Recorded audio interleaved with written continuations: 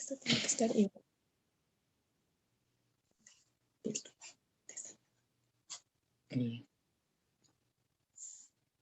¿Sí? Ya, ¿La puede perfecto. revisar? ¿Sí? Sí, se ve muy bien, muchas gracias. Ahí los dejo. Cualquier cosita. Ya. Buenas tardes, agradezco la amable presentación de la doctora Yolanda León en relación a este tema de salud, enfermedad, dolencia y salud mental en relación al desarrollo tanto individual como colectivo. Es un tema que normalmente cuando ella me lo planteó, se acordará, doctora, yo quedé un poquito en la sorpresa porque estaba más acostumbrado a los componentes clínicos durante estos años, pero ha sido un verdadero desafío también el poder revisar lo actualizado. Y digo revisar lo actualizado porque en realidad en medicina, entre lo que nos enseñaron y lo que ahora es, bueno, ha pasado bastante agua bajo el cauce de la vida. Ciertamente que quisiera comenzar con ustedes, apreciados alumnos sanmarquinos, como yo, haciendo una reflexión de que en el siglo XX, todavía hasta el siglo XX, la psiquiatría como especialidad era el patito feo de la medicina. Y se entiende como el patito feo de la medicina el decir que no era muy deseable, no era para muchos elegible, todo el mundo estaba siempre en las grandes especialidades de la cirugía, que la gineco, que la pediatría, todo aquello que puede resultar internistas, cardiólogos, y cuando por ahí uno dice, yo quiero ser psiquiatra, pero decidir ser psiquiatra en la década del 70, como estaba la psiquiatría en ese momento, no era una decisión fácil, ni siquiera para la familia. Pero convencido de que uno debe seguir su corazón, resulta que en el siglo XXI, chicos, que estamos viviendo, la psiquiatría dentro del proceso de la salud mental dejó de convertirse, dejó de ser el patito feo y como el cuento empezó a desarrollarse como el cisne de la medicina. Es decir, que es dificilísimo querer hablar de salud en cualquier campo sin tomar en cuenta la salud mental. Y me precio de haber vivido las dos grandes etapas.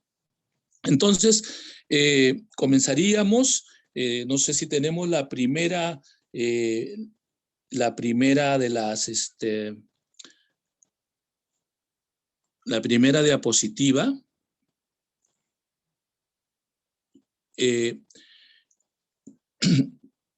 En cuanto a salud, yo me voy a referir simplemente a la expresión de la Organización Mundial de la Salud como un estado de completo bienestar físico, mental y social, ¿no? El famoso concepto biopsicosocial. Pero acuérdense, chicos, que esto ha evolucionado a través de la historia.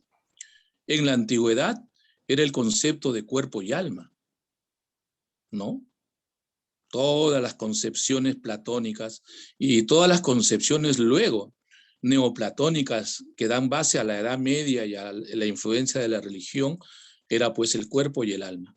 Es más o menos en los siglos XVII y XVIII cuando Descartes, Leibniz, Spinoza empiezan a obtener una comprensión racional de lo que es los procesos internos y dicen, no, es cuerpo-mente. Como ven, la separación seguía, biopsico, ¿no? Cuerpo-mente. Y es en el siglo pasado donde se hace ver la importancia del individuo en la colectividad, la importancia de la familia y la sociedad a la que se pertenece para el estado de salud. Y entonces ya se hizo esta apreciación, que inclusive en este siglo XXI, algunos están diciendo, habría que agregarle una palabrita más ahí. Pero como eso todavía no está totalmente aceptado, lo dejamos allí. Y planteamos también la dificultad la dificultad de ser alcanzado.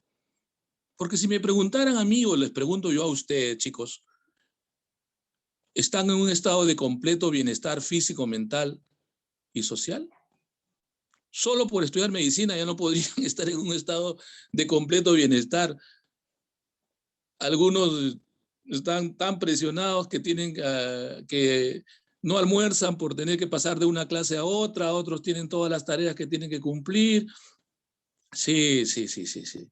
En realidad, esta dificultad de ser alcanzado es como, pero por lo menos lo ponemos como un principio ideal de salud, ¿no? Hay otros que lo están cuestionando en el sentido de que mejor veamos las capacidades de adaptación a los problemas que se nos enfrenten. Pero parto de allí, lo que dice nuestro ente rector. También concibe nuestro ente rector la enfermedad en el sentido de una alteración del estado fisiológico en una o varias partes del cuerpo, por causas en general conocidas, manifestadas por síntomas y signos característicos y cuya evolución es más o menos previsible. Nuevamente, esto también puede ser muy cuestionado.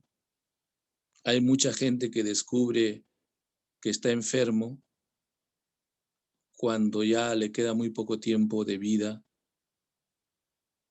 porque en forma silenciosa su cáncer de próstata, por decir uno de los cánceres que puede avanzar muy silenciosamente, lo viví en carne propia. Mi hermano falleció y cuando se hizo el examen tenía tal cantidad de PSA, más de 400, que le dijeron, te queda poco tiempo de vida. Y él decía, pero qué raro, yo he estado bien, soy deportista, atleta, en fin. Así es. Entonces, seguimos, chicos. Pasamos a la siguiente, hacia el concepto de la formación que tuvimos los médicos hasta el siglo pasado, así que estoy incluido, era la importancia de la enfermedad. Y mientras más sabíamos de la enfermedad, éramos considerados como los tromes de la medicina, los más capaces. Pero este siglo trae un cambio de paradigma. Ya no es la enfermedad solamente, sino que empezamos a ver la importancia de la persona que vive la enfermedad y de la manera como se vive la enfermedad y la importancia que esto tiene en el proceso tanto de la enfermedad, del tratamiento. Doy un ejemplo sencillísimo: si esa persona pues no le gusta tomar medicamentos, puede que los tome o los deje de tomar, en fin, cosas que a través de los cursos ustedes irán revisando, pero es la persona que vive la enfermedad. Y esta forma en que la persona vive la enfermedad nos acerca al concepto de dolencia. Y entonces comienza a formarse una diada, la enfermedad y la dolencia. Veamos el siguiente. Algunos aportes históricos de médicos. He puesto en la mayoría peruanos porque creo que tenemos mucho que aportar, aunque también por ahí hay uno que es extranjero. Decía don Carlos Alberto, ¿no?, quien fallece hasta 1995, así que tuvimos oportunidad de tenerlo como profesor tanto de los cursos en esa época de la llamada medicina psicológica, psicología médica, ¿no? Y luego los cursos subsiguientes ya formativos de la medicina, en la psiquiatría clínica, en introducción a la psiquiatría. Decía don Carlos Alberto, la medicina centrada en la persona propone un cambio total, donde los médicos no son veterinarios de seres humanos, sino que son personas que atienden a personas. Esto parece poco lo que decía ya por esa época la grandeza de en la concepción de don Carlos Alberto. Pero no era poco, porque planteaba un cambio en la posición del médico frente al paciente, que antes era muy, pero muy así vertical. Y todavía muchos médicos actuales siguen siendo verticales. Si el paciente les pregunta, doctor, ¿y me podría explicar por qué tal cosa? Le puede decir, oiga, si usted quiere, estudie medicina, pues, ¿no? Bueno, todavía algunos han olvidado que lo que decía don Carlos Alberto por aquellos años ya del siglo pasado, que hay que pasar de la verticalidad paternalista de que el médico está por encima del paciente a la horizontalidad de que somos personas que atendemos a personas. Y ciertamente don Honorio Delgado, otro insigne médico, ¿no? Hacía algunos aportes más que interesantes en esta diada de la medicina con la enfermedad. Don Honorio Delgado, que yo no lo he llegado a conocer, en mi generación ya no estaba, pero sí los médicos me contaban, sobre todo las doctoras que se habían formado, pues él era muy exigente. En la década del 60 ya era grandemente exigente y en la década del 50 igual. Pero ¿saben saben ustedes a quiénes exigía más? ¿A los varones o a las mujeres? ¿Qué creen? Don Honorio le daba duro a las mujeres. En el fondo intentaba que se desanimen, y algunas me comentaban sus traumas en relación a la manera como él abordaba, porque decía que luego todas sus exigencias para formarlas se va a perder en el camino de la vida. Bueno, era una forma de ver la realidad, pero él decía que entre la enfermedad y la dolencia no es lo mismo curar que sanar, ¿no? Uno de los apotegmas de don Honorio decía que para poder curar, uno puede curar, pero no sanar, porque está curando solo la enfermedad. Pero llegará a sanar cuando no solo cura la enfermedad, sino sana la dolencia. Entonces él comienza a dar todo un aporte de esta diada que ahora para ustedes debe ser pues ya como parte normal de su formación. Y también decía don Honorio que no es lo mismo una enfermedad sufrida que una enfermedad ignorada. Por lo tanto, hacía ver él, dentro del concepto de enfermedad y dolencia, que el médico puede ser el primer fármaco, cosa que yo subrayo también. Siempre le digo, aún ahora a mis alumnos y a mis residentes en el posgrado, ¿quién es el mejor medicamento tranquilizante? ¿El clonazepam? ¿El alprazolam? ¿Alguna otra presentación? No, le digo. El mejor fármaco tranquilizante eres tú. Y tu capacidad de poder establecer un buen vínculo, una buena relación con tu paciente. Entonces, este aporte de don Honorio no es menor. Él siempre decía que en la relación médico-paciente conversan 6 personas. Otra de las cosas grandes, ¿no? Y uno dice, ¿cómo es que en relación médico-paciente conversan 6 personas? Es que claro, él decía, una persona es 3 y el médico es 3 también. Primero, el que parece ser, que es lo que parecemos ante los demás. Segundo, el que se cree ser, que es ante nosotros mismos. Y tercero, el que realmente es.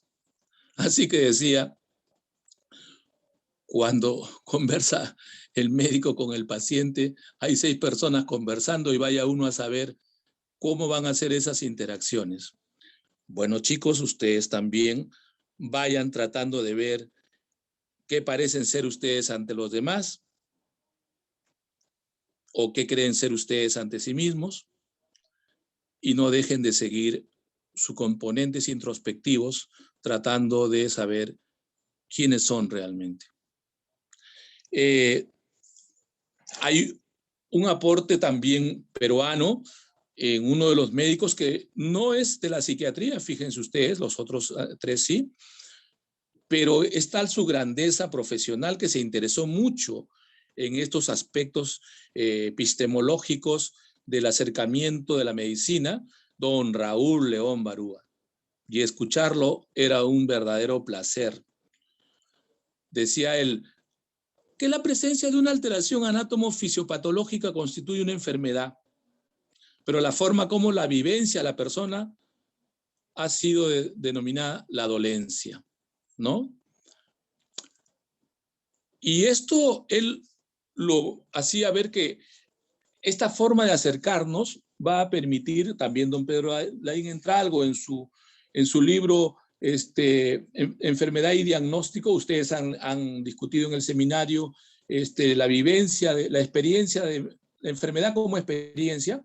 Bueno, él tiene varios, uno de ellos también, la relación médico-paciente, y acá enfermedad y diagnóstico. Y en este libro él plantea, ¿no? Más que una etiqueta diagnóstica, lo más importante es comprender la enfermedad y la dolencia. Vamos a seguir. A propósito, solo como un subrayado, chicos, don Pedro Laín Entralgo, médico psiquiatra insigne, con todos sus aportes, fue escogido por la Real Academia de la Lengua Española como miembro de número por su grandeza académica, ¿no? Veamos ahora la importancia de este acercamiento comprensivo, con H intermedia, de la dualidad enfermedad-dolencia, ¿no? En la práctica médica, indudablemente, nos hace mejores médicos, chicos. Y aunque es un esfuerzo mayor, porque a veces estamos tan apremiados, tan abrumados con todos los... A veces uno entra y pregunta, ¿cuántos pacientes tengo? Tanto, doctor, wow, wow, wow, wow. Pero más allá, somos médicos de nuestra realidad y entonces estamos dispuestos a afrontar nuestra realidad de la mejor manera. Y le decía yo que cuando escogí ser psiquiatra, no era muy deseable escoger ser psiquiatra, y ahora que estoy terminando mi ciclo vital de médico, habiendo servido a mi país, me siento orgullosísimo de la elección que hice y de lo que pudo haberse dado en ese camino. En la docencia se plantea que si la enseñanza, y esto lo dice el doctor Raúl León Barúa, para no robarle su opinión, estuviera más centrada en la comprensión enfermedad-dolencia, más que en el entendimiento de innumerables enfermedades nosológicas. Don Raúl apostaba porque al alumno no se le debe abrumar con una cantidad de enseñanzas de dolencias, enfermedades, nosologías, algunas tan exquisitas que nunca las va a ver en la vida, y alteraciones que... Y él tiene que sumar, información. Decía, no, eso es abrumar, eso es agobiar a un alumno, eso no es formar a un alumno. Se debería subrayar aspectos importantes. Y también decía que en la investigación, este nuevo paradigma puede abrir alternativas interesantes, porque no todo lo que se investiga tiene que ser, ¿no?, de la forma médica antigua. Sigamos viendo. Y esto llevaba, decía el maestro, a poder saber que en medicina hay mucha información, casi infinita, sobre cada uno de los aspectos, pero que tenemos los profesores la obligación de ir decantando esta información para hacerlo conocimiento útil. Y este conocimiento útil, aunado a la experiencia, va desarrollando el sentido de la sabiduría del médico. Yo a veces le preguntaba a mis alumnos, si la medicina es una ciencia y un arte, o un arte y una ciencia. ¿Dónde está el arte? ¿Dónde está el arte? Algunos me decían que la persona tenga bastantes conocimientos bien fundados. Yo le decía, no, porque eso estaría en su ciencia. Ha aprendido bien, sus conocimientos están bien establecidos. ¿Dónde está el arte? El arte está en saber transmitir. El médico que establece una buena relación con su paciente ya lo está curando. Ya lo está curando. Se cumplía ese apotegma o ese adagio de don Honorio. Se cumplía allí. El acercamiento del eros terapéutico del doctor Carlos Alberto Seguín. El médico ya puede ir curando desde que se para frente al paciente y lo va ayudando en el camino de su enfermedad. Veamos entonces, ya dejamos la diada de dolencia, enfermedad, dolencia y vamos a los conceptos de salud mental. Muchos discuten, ¿ah? Muchos discuten. ¿Hasta dónde es salud?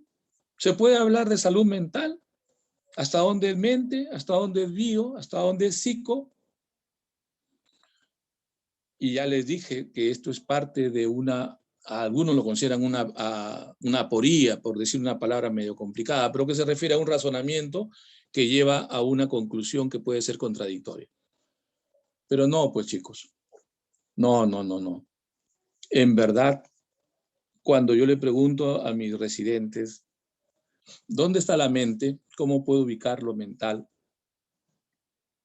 Indudablemente que ahí vienen algunos conceptos interesantes, ¿no?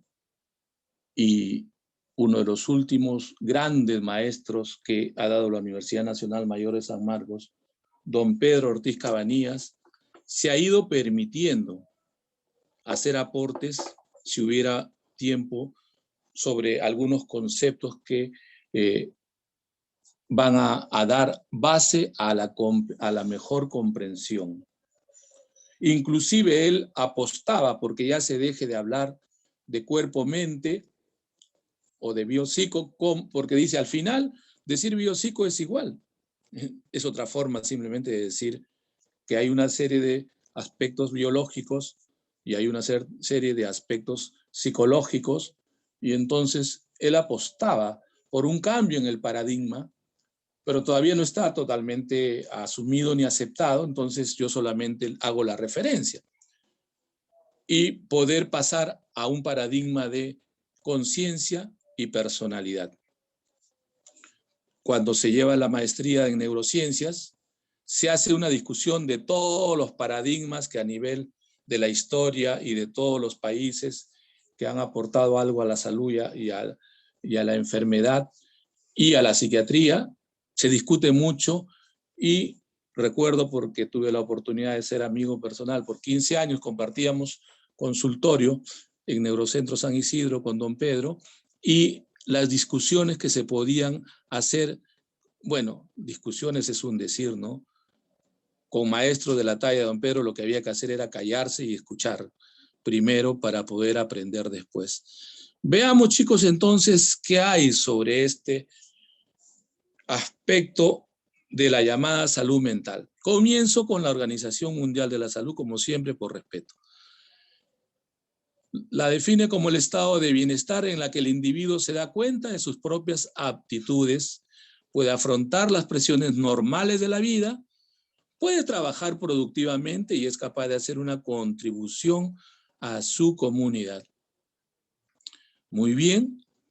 Y eso por hablar en relación a la enfermedad como a la salud más que la ausencia de enfermedad. Hacíamos el paralelo entonces que la salud mental es más que la ausencia de enfermedades mentales. Y por lo tanto, es una parte integral de la salud. No hay salud sin salud mental. Podría no haber cerebro y sin embargo podríamos hablar de salud mental. ¿Qué les parece, chicos? Alguien podría decir que no es posible porque no hay el elemento clave que permite los aspectos de las funciones superiores del cerebro. ¿Y qué pasa en la vida cotidiana como médicos, chicos, cuando ustedes vean a una mamá a quien le dicen que su hijo es microcéfalo y que solamente ha desarrollado el tronco cerebral y el diencéfalo y que prácticamente es nulo su telencéfalo? ¿Creen que ella puede empezar a relacionarse con su hijo? La respuesta es sí, chicos. La respuesta es sí. Aún ahí, aún allí, la respuesta es sí. Esa mamá está atenta a si su hijo parpadea, abre los ojos. Me dice, doctor, parece que sonríe. Yo no le puedo decir que en verdad ese movimiento de los labios es una representación de base vulvar. ¿Para qué le voy a plantear eso? Me quedo con la actitud esperanzada de ella, de que a pesar que su hijito le nació con tales condiciones, ella establece un vínculo. Y dice, sí, doctor, cuando yo le doy la mano parece que me la aprieta. Eso es, chicos, eso es comprender salud mental en toda su dimensión. Sigamos. Así que cuidado con lo que afirmamos, cuidado con lo que o negamos, ¿no? Se dice que es el fundamento del bienestar del individuo y su aporte al funcionamiento colectivo de la comunidad, indudablemente, y viceversa también, ¿no? Y viceversa también es correcto. De manera que en el 2013, la Asamblea Mundial, pero miren, 2013, Dios santo, ya estamos en pleno siglo XXI. Y dentro de 3 años vamos a cumplir ya 50 años de haber ingresado a la universidad. La Asamblea Mundial de la Salud aprobó un plan de acción integral para el periodo 2013-2020. Es decir, la salud mental dejaba de ser el patito feo y empezaba a mostrarse como el cisne de la medicina. En mejorar la prevención, promoción y atención, buscando la calidad de vida, que ellos la definen como la percepción de un individuo de su posición en la vida y en el contexto de la cultura y sistema de valores en el cual vive. Indudablemente que sí. Cada uno con su sistema de valores en el que vive y en relación con sus metas, expectativas e inquietudes. Vamos a suponer, chicos, para una persona hoy día tiene un sentido especial. Yo le pregunté, ¿por qué es especial? Me dijo, hoy es el día de San Lucas. Ah, caramba, le digo. ¿Y tú sabes quién fue San Lucas? Claro, me dice, pues uno de los evangelistas. Sí, le digo, es verdad. Pero, ¿sabes algo más? Fue el único que no fue judío, le digo. Los 13 otros evangelistas sí. Fue el único que no conoció a Jesús, le digo. Él llegó 10 años después que ya había sido crucificado. Y me pregunta, ¿y entonces cómo ha escrito el evangelio más hermoso? Le digo, porque se lo dijeron, pues. ¿Y quién cree que le digo yo que se lo contó? Exactamente, la Virgen María. Y él, como era médico, ¿se acuerdan cómo comienza su evangelio en relación a la Virgen María? Al 6º mes de gestación, ¿no? O sea, qué maravilla, habla como médico. Al 6º mes de gestación, María va a ver a su prima, que ya estaba en el 9º mes, no solo a verla, por supuesto, no era una visita protocolar, quería ayudarla también al proceso del parto y todo lo que se necesita en esa etapa. Y qué maravilla, solo un médico podría haber hecho eso. Y ustedes saben que al final de sus días, cuando la Virgen María es llevada a Patmos por San Juan, allí vive también Lucas, o si ustedes quieren San Lucas, ¿no? Que lo vean como la persona o como el santo. En verdad yo prefiero la comprensión del hecho más que las circunstancias. y de Patmos pasan al frente nomás lo que ahora es la zona turca, que la antigua ciudad de Éfeso, y en Éfeso, donde tuve la oportunidad de estar alguna vez, conocí la casa donde vivió los últimos años y murió la llamada por nosotros la Virgen María, y San Juan también. Ahí está la tumba de San Juan. De Lucas nunca se supo, y la tumba de María. Perdón, no, me van a expulsar de todas las comunidades religiosas. No me refiero a la tumba en el sentido que ahí está su cuerpo, porque, en fin, no vamos a entrar en eso. Lo que quería referirme que ahí está la casa donde vivió y murió María, ¿no? En Éfeso. Y se acordarán quizás ustedes, para terminar esta pequeña reflexión sobre la cultura, el sistema de valores, cómo cada quien lo lleva, ¿no? Éfeso me permitió a mí ciertas búsquedas personales de las cosas que habían sucedido, porque también el famoso Saulo o Pablo o San Pablo había pasado mucho tiempo ahí y hasta escribió cartas a los Efesios. Bien, chicos, bien, bien. Inclusive la palabra adefesio, o sea, hablar cosas sin tonterías, es parte de esta forma de acercamiento. Ya cuando tenía las personas cólera, decían, estás hablando ad Efesios. Bien, sigamos viendo salud mental. La llamada salud mental positiva contribuye al capital social, humano y económico de cada sociedad.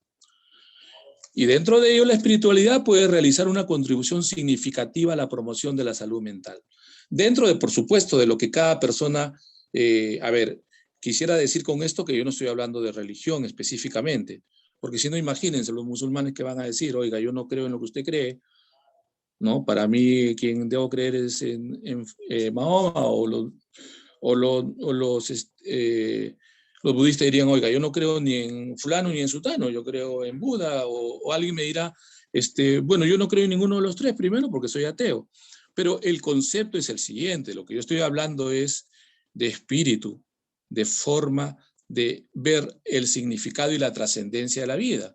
Y no olviden que mientras el creyente dice que Dios crea la materia, pues el materialista dialéctico dice la materia es la que permite el concepto de espíritu.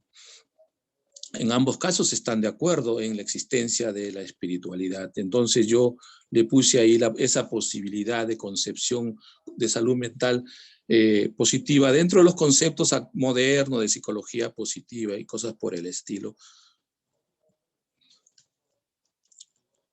Así que lo anterior daba posibilidad al creyente y al no creyente. Entonces dice pues que en la salud mental intervienen diversos factores. Claro que sí, chicos. Esto lo saben ustedes mejor que yo, ¿no? Los factores genéticos, que algunas veces ya predisponen grandemente, ¿no? Una persona que pudiera nacer con una limitación ya casi desde el nacimiento ya tiene problemas en este tipo. Para nosotros los especialistas en salud mental, muchas cosas se definen en el parto. Si se demoró mucho el parto, yugo asfixia neonatal, todo ese cerebrito puede que ya no rinda todo lo que se pueda y ya comienzan los grados debajo del CI normal a ser deficientes, por debajo del deficiente es fronterizo, por debajo del fronterizo es el retardo mental leve, por debajo el moderado, por debajo el RM severo y por último, si el daño ya es masivo, el RM profundo. Entonces los factores genéticos, biológicos, van aportando. Luego los factores psicológicos, indudablemente, chicos, ¿no? A veces en la atención, me decía un alumno que iba a atenderse y me decía, le pregunto, ¿por qué vienes, hijo? Me dijo, doctor, me he peleado con mi enamorada y por eso me siento muy mal, soy muy sensible. Ah, bueno, le digo, vamos a ver, entonces, tratando de seguir el modelo biopsicosocial, pero luego en otras sesiones, profundizando, le decía, ¿y por qué la causa de la pelea? Es que, doctor, yo no puedo controlar mis impulsos sexuales. Así le decía, ¿a qué te refieres? Es que yo veo mucha pornografía. Bueno, le digo, claro, si te excitas mucho con la pornografía, necesitas canalizar esa energía en masturbarte o en buscar tener relaciones. Es que a veces mi enamorada no siempre tiene ganas de hacerlo, a veces está abrumada con las clases y no quiere, pues. Ah, caramba, le digo. Y seguíamos profundizando en otra sesión y me dice, nosotros hemos sido muy humildes, muy pobres. Mi mamá y yo y mi hermano vivíamos como en un cuarto que nos daba un hostal. Y mi mamá era la que tenía que hacer la limpieza y todo de ese hostal. Ah, ya le digo, quizás, ¿no?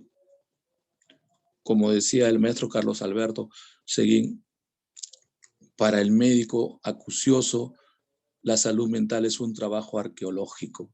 Hay que ir escarbando y escarbando. Y le digo, ¿y eso qué tuvo que ver?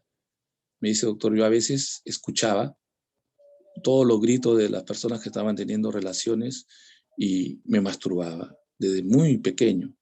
Ah, le digo, o sea que ha sido toda una secuencia. Le digo, ¿sabes tú que para un niño escuchar eso o a veces ver, aguaitar eso es un trauma realmente? Parece algo deseable, no, no es deseable que un niño vea eso, es un trauma.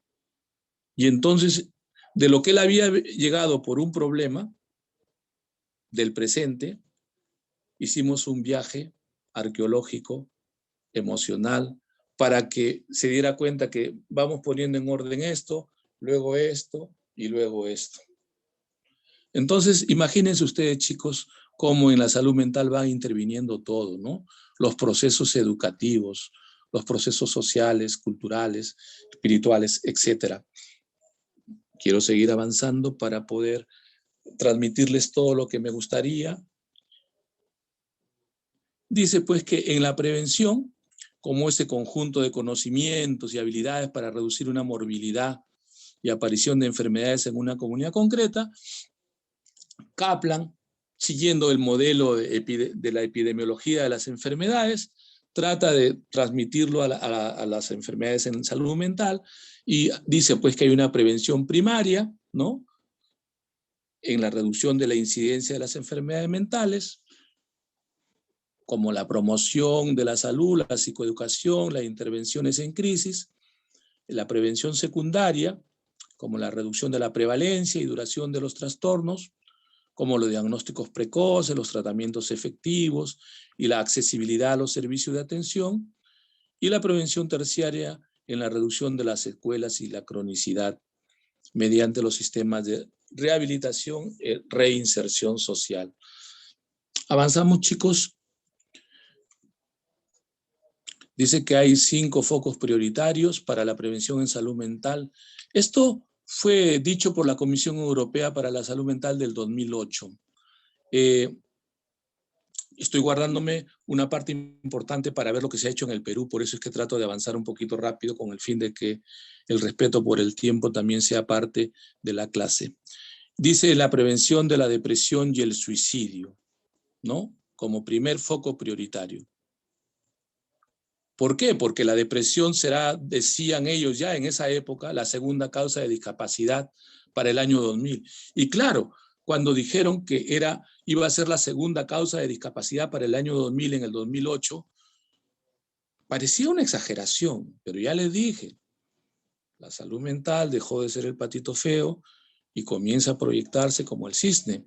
Y entonces, ahora ya estamos en el 2020 y lo pasamos. Y encima con la pandemia, bueno chicos, ni qué decir, ni qué decir. De manera que esta prevención se ha cumplido y posiblemente no me extrañe que más adelante digan que va a ser no la segunda causa de discapacidad en el mundo, sino la primera. Así van las cosas. También dice pues que es el 15% de los pacientes con trastorno depresivo, hasta el 15% se suicidan. Y esto según países más, países menos, que a veces puede ser un poco más, a veces un poco menos, pero está alrededor de. Y dice pues que 1 de cada 5 mujeres y 1 de cada 10 hombres sufrirá un cuadro de depresión a lo largo de su vida. Por si acaso, chicos, esto lo dijeron en el 2008. Yo creo que ahora es absolutamente cuestionable. Tranquilamente podrían haber bajado las cifras. O, perdón, cuando digo bajado me refería a la cantidad y no a la enfermedad. Podrían haber aumentado las cifras y no me extrañaría que digan que 1 de cada 7 hombres van a sufrir de depresión. Y esto sí, la ola de la importancia de la salud mental se va a convertir en un tsunami, chicos, en el siglo que a ustedes les va a tocar vivir más tiempo que yo. Y el 40% de los suicidas habían visitado un médico semanas anteriores. Ciertamente, casi siempre el suicida hace una última y desesperada llamada antes de poder tomar la decisión final. Tengo una experiencia personal de un chico que, bueno, no tan chico, ya era un hombre prácticamente entre los 40 y tantos años, que me llama a eso a las 3 de la madrugada. Para mí mi sueño es sagrado, así que me despierten a medianoche, puedo ser un gorila. Pero dije, bueno, vamos a ver quién es, Dios santo. Y contesto y le digo, ¿qué tal, hombre? ¿Cómo estás? Oye, estoy todavía soñoliento, pero ¿en qué te puedo servir? Y me empezó a hablar, así, a hablar de cosas, A, B, C, y ya unos minutos más, minutos menos, y me dijo, entonces lo voy a ver el sábado, doctor. Ya le digo, con todo gusto, además era una consulta particular, ya le dije, bien, bien, bien. Y cuando va a la consulta me dice, doctor, el día que yo lo llamé, yo tenía un arma en mi mano. Y cuando estaba en la idea de poder morir, me acordé de usted, que siempre tiene una actitud positiva, esperanzada, de que es posible mejorar. Y dije, voy a llamarlo a esa hora para que se fastidie. Y sé que como para yo convencerme de que ya no hay más en quien confiar y por lo tanto me voy de este mundo. Esta persona todavía sigue, todavía sigue. No siempre se obtiene este éxito, chicos, pero esta persona todavía sigue. Y me ha hecho recordar también cuando llegó la mamá que mató a sus 3 hijos, los envenenó, no sé, ustedes estaban muy niños quizás cuando hubo ese caso, que tuve la oportunidad de atenderla en el hospital Loaiza, pero ella ya había cometido este acto y así que ya estaba condenada para la cárcel, donde ella decía pues que por el abandono de su marido, más todos los maltratos de su propia infancia, sufría pues de estados de vulnerabilidad depresiva y otras cosas, a veces se excedía en tomar licor, cosas por el estilo, y había una cosa que a mí me latía en el corazón y le decía, señora, ¿cómo se llega a tomar la decisión de matar a los hijos? Explíqueme un poquito en qué momento de sentirse tan mal, porque entiendo que si yo me deprimo, sí me quiero morir, eso lo entiendo, lo atiendo todos los días, o puedo haberlo vivenciado si me hubiera deprimido. Pero el matar a aquello que se considera para una madre lo más importante, como sus 3 hijos menores, y me dijo algo que me dejó una enseñanza increíble. Realmente me dijo, doctor, yo nunca pensé matar a mis hijos. Pero el día que ya tenía yo preparada la gaseosa con veneno, bastante veneno, porque ya lo había intentado antes con una bolsita y resulta que fue poco para mí. El día que yo decidí que ya me iba a matar de todas maneras, empezaron a venirme ideas indudablemente pesimistas. ¿Qué va a ser de mis hijos? Seguro que el maldito de mi marido se lo va a querer llevar y ahora que vive con su otra mujer, pobrecitos, ¿qué vida van a llevar? Tan chiquitos todavía. Mejor me voy con ellos, nos vamos abrazaditos. Me dice, doctor, y para mí en ese momento fue la mejor solución. Yo creía que, y le di a ellos primero, le di a cada uno gaseosa con este veneno, el famoso campeón, disuelto, y luego me tomé yo. La cantidad que tomaron los chicos los mató, eran chiquitos, y lo de ella no la mató. Bueno, sigue purgando cárcel todavía, aunque no sé si es posible comprender mejor esta situación.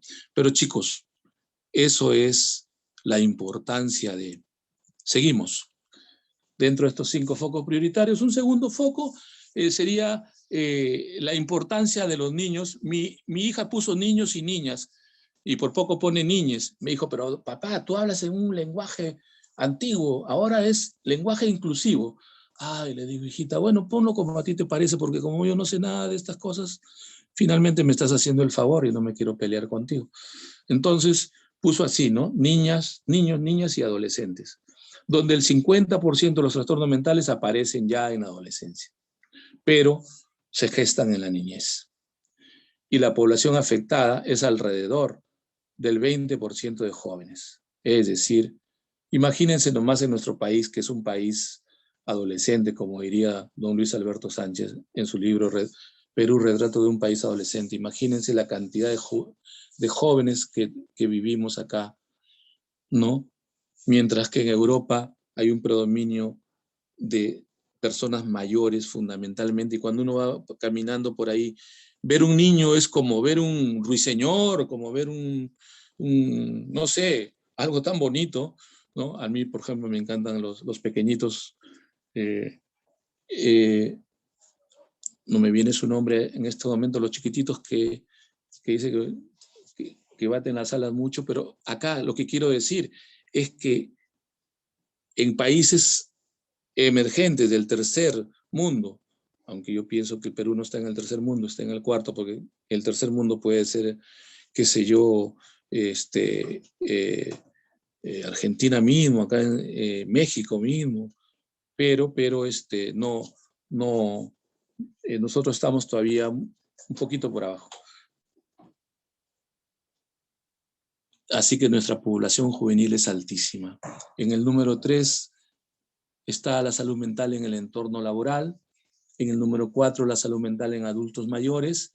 Y en el número 5, la lucha contra los estigmas y la exclusión, ¿no? El estigma del paciente con salud mental, la exclusión de las comunidades LGTBI, en fin. Seguimos. La promoción implica la creación de condiciones individuales y sociales que favorezcan el desarrollo psicológico y psicofisiológico de las personas para alcanzar una salud mental positiva, que viene determinada por las condiciones socioeconómicas, el capital social y la resiliencia individual. Tenemos ahí entonces todo un trabajo por hacer. Veamos entonces el fenómeno de resiliencia. Y me voy a guardar para lo que era prevención y promoción en el Perú. Les decía, lo he dejado como la fresa de la torta, así que estoy comenzando por este tercer componente, que es resiliencia. De resilio, volver atrás, dar un salto de nuevo, ¿no? Este término salió de la física, de las ciencias, en realidad. ¿Se acuerdan ustedes cuando hablaban de que los aviones y la presurización interna más las presiones externas hacían que se desgaste el acero, que a pesar que era una combinación, una aleación de acero bastante resistente, igual se terminaba desgastando? Y las personas decían, si hasta el acero se desgasta, ¿no? Sometido a las presurizaciones, ¿cómo es que una persona no va a desgastarse en relación a...?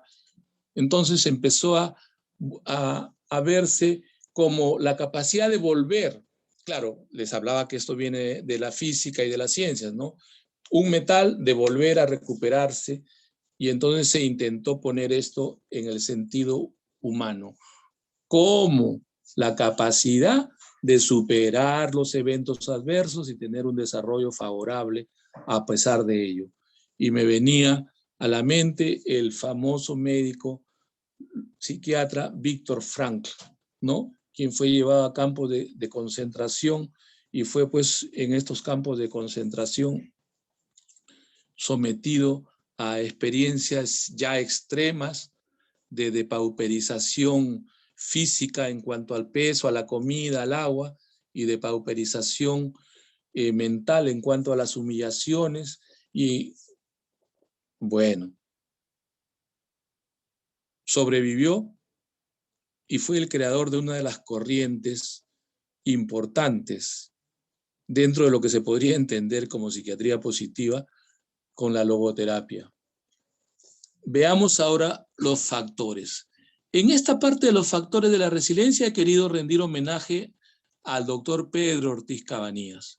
Cuando ustedes pasean por nuestros espacios de San Fernando y miran ahí las promociones rindiendo tributo y nombrando su padrino de promoción a don Pedro Ortiz Cabanillas, sabrán o van a poder comprender por qué. Le decía que tuve la oportunidad de ser amigo personal y compartir 15 años consultorio y poder en ese lapso callarme para escuchar a los que saben. Y él, en su libro El sistema de la personalidad, trata, de alguna manera le rinde homenaje a la psiquiatría y a la psicología soviética, de Leontiev, de Smirnov, de Luria, ¿no? Y trata de hacer el concepto de que una persona, a través de su personalidad, desarrolla a partir del temperamento. Dice que el temperamento es fundamentalmente de origen genético, pero que le da la base emocional a la persona, es decir, a los procesos afectivo-emotivos de la persona.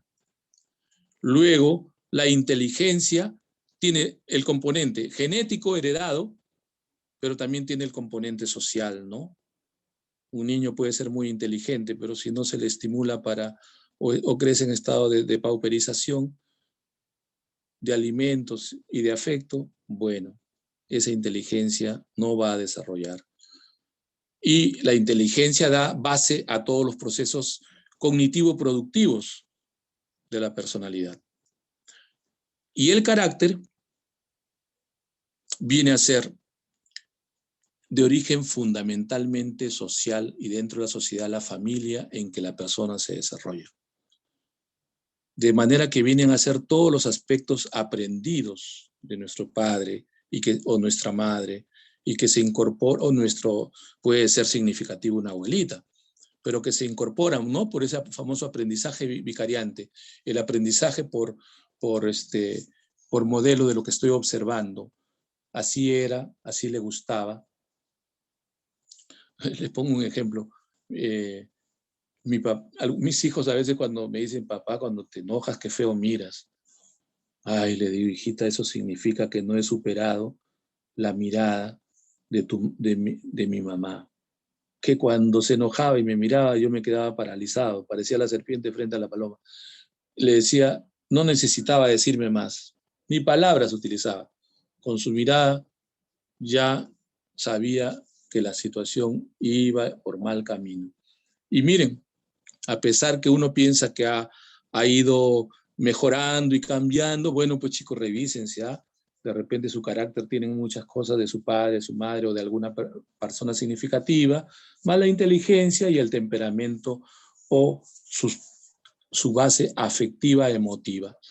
Es así como lo plantea don Pedro. En los estudios de resiliencia no lo mencionan a él ni mencionan, pero dicen lo mismo en realidad. Dicen que los factores genéticos, biológicos, que dan base constitucional a los estados afectivos, es un factor importante de la resiliencia. Bueno, pues ya yo no he querido hablarlo así, sino que homenajear a nuestro querido buen profesor sanmarquino. En los patrones, hay los patrones que pueden definir lo que es la resiliencia, el patrón disposicional, que también es la capacidad pues, física, la capacidad psicológica o psicosocial con la que las personas tienen pues, ¿no? Para poder enfrentar. En lo relacional, plantean siempre el aspecto de cómo esa interacción, sobre todo, ya se da en el carácter. Lo primero estaba en temperamento e inteligencia, la capacidad disposicional. La capacidad relacional estaba en el carácter. Es decir, si yo tengo un vínculo de confianza aprendido de mi padre o de mi madre, o de desconfianza, entonces me va a ser muy difícil a la hora de establecer mis componentes en relación a los demás. Si predomina la desconfianza, imagínense lo que va a pasar con mi resiliencia, ¿no? En el patrón situacional le dan importancia a la valoración cognitiva, el principio de realidad, es decir, qué tanto yo puedo darme cuenta de que la situación está más en mí o en el medio externo. Y los patrones espirituales están pues en todo el conjunto de creencias que van acompañando nuestro desarrollo. Imagínense pues la persona que dice, no hay mal que por bien no venga. Entonces no importa, no hay mal que dure 100 años, ni cuerpo que lo resista, ¿no? Van teniendo todo un sentido esperanzado de la vida, ¿no? Y esto por no decir sufre, pero no sufre. Pero lo que quiero decir es que la manera como nuestro conjunto de creencias nos permiten enfrentar, ¿no? Ahí, por ejemplo, don Pedro Leín Entralgo, en su libro Teoría y Realidad del Otro, hace ver el aporte de la religión cristiana al poder asumir el sufrimiento y encontrarle un sentido de trascendencia al sufrimiento, ¿no? Con el fin de ganar la eternidad. Bueno, es parte del conjunto de creencias que pueden sostener a una persona para fortalecer la resiliencia, ¿no? Veamos algunos conceptos relacionados. La competencia, ¿no? La competencia como por ejemplo, si yo tengo un mayor coeficiente intelectual, voy a tener una mayor protección para poder enfrentar. Esto visto solo desde ese sentido. Yo sé, chicos, que todo es discutible en salud mental, pero permítanme que vamos sumando pues el todo, ¿no? No se queden en la parte. Versus la persona que tiene menos coeficiente intelectual y por lo tanto aumentaría su vulnerabilidad, pues, ¿no? En la vulnerabilidad, pues, es todo el conjunto de a menor vulnerabilidad, mayor resiliencia, a mayor vulnerabilidad, menor resiliencia. Este término, locus de control, tuve que revisarlo, por suerte mi hija también es psicóloga, y conversábamos sobre la manera como se refería el concepto de locus de control a la capacidad que tiene la persona en cuanto a su yo poder evaluar si puede superar o no. Dice, ¿por qué no rendí bien en mi examen? Puedo decir que el profesor fue un maldito que puso un examen demasiado exigente. O puedo decir, no ha dependido del profesor ni del examen, y por si acaso, y menos es un maldito, sino ha dependido de que yo no he estudiado, yo no me he preocupado, lo dejé para el último y al final no he estado lo suficientemente preparado. Por lo tanto, si yo me preocupo en estudiar con anticipación, la siguiente vez la hago linda y saco una buena nota y paso. O sea, la persona, este conceptito he tratado de transmitírselos cómo la persona puede ubicarse en relación de lo interno a lo externo. Y la resistencia es como la capacidad o la dureza para resistir, ¿no? Es típico de los militares cuando le dicen, ¿quieres graduarte de FOES? No, toca la campana, ándate a tomar tu cafecito, cómete hay un café caliente y lo tienen en un frío salvaje, ¿no?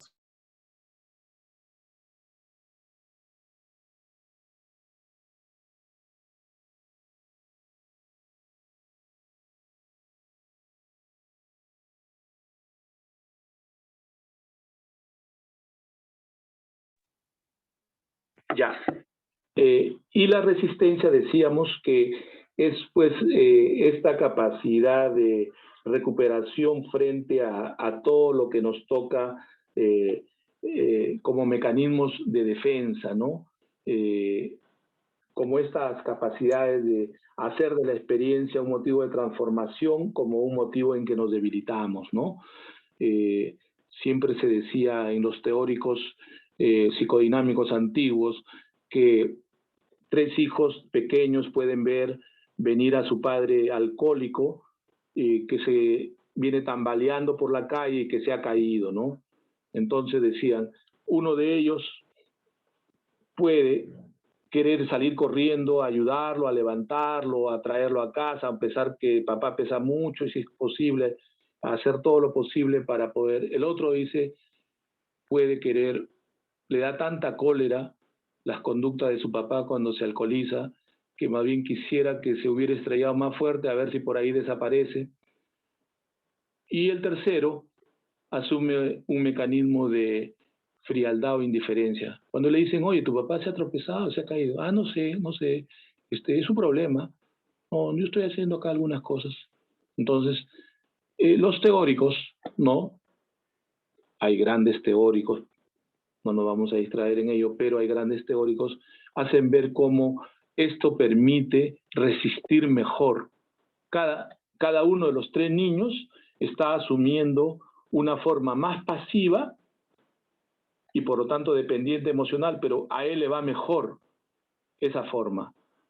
El segundo, una forma más activa y también más agresiva, pero a él, a su temperamento, le va mejor ese mecanismo. Y el tercero está poniéndose ni pasivo ni activo, simplemente indiferente, frío emocionalmente, como que con él no es, pero no es que sea malo, sino que a él le va mejor esa forma de afronte. Ahora ustedes, chicos, podrán preguntarse y responderse de inmediato. ¿Cuál es el mecanismo con el que ustedes afrontan generalmente las situaciones que les toca vivir, ¿no? Y los conceptos relacionados también a resiliencia, como la recuperación, los factores de riesgo, los conceptos de psicología positiva, en fin, vamos a ver ahora, pasamos a la siguiente, no, perdónenme. Doctor, ha dejado de enfocarse, ha movido la cámara, creo. Voy cambiando la lámina. Ah, ya, sí. Me llamaron, doctora, disculpe, y ya. Me sacaron. Ya. Entonces, pasamos a la siguiente, doctora. Ay, señor. Pasamos de esta en la que usted está y yo estoy, y por si acaso soy bruto con la tecnología, a la siguiente, ¿sí? Entonces, la situación de la salud mental en el Perú. Le decía, chicos, que a veces cuando uno habla teoría de todo lo que es prevención, promoción, no sé qué, no sé cuánto, ¡wow! Pero la vivencia que voy a tratar de transmitirles de qué ha pasado en el Perú, creo que vale la pena que podamos ir revisándola. Desde le decía que en poco tiempo cumplo 50 años de haber ingresado a la medicina y haber visto toda la evolución que esos años ha permitido. Muchachos, en la década del 80 del siglo pasado, la depauperización económica llegó a tal nivel que el sueldo de un médico era equivalente a $90. Y eso era lo que ganaba.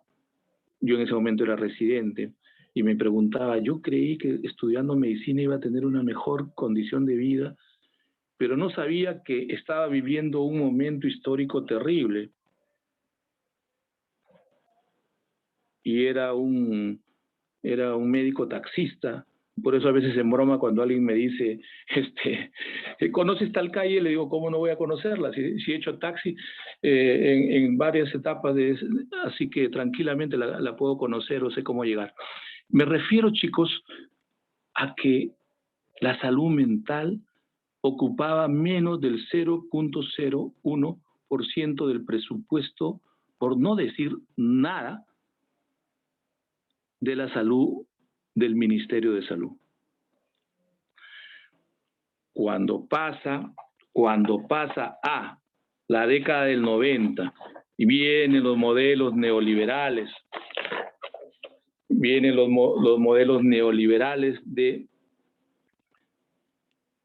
en la década del 90, tengo acá el dato, la salud mental tenía el presupuesto de 0.28 de lo que se le daba al sector salud.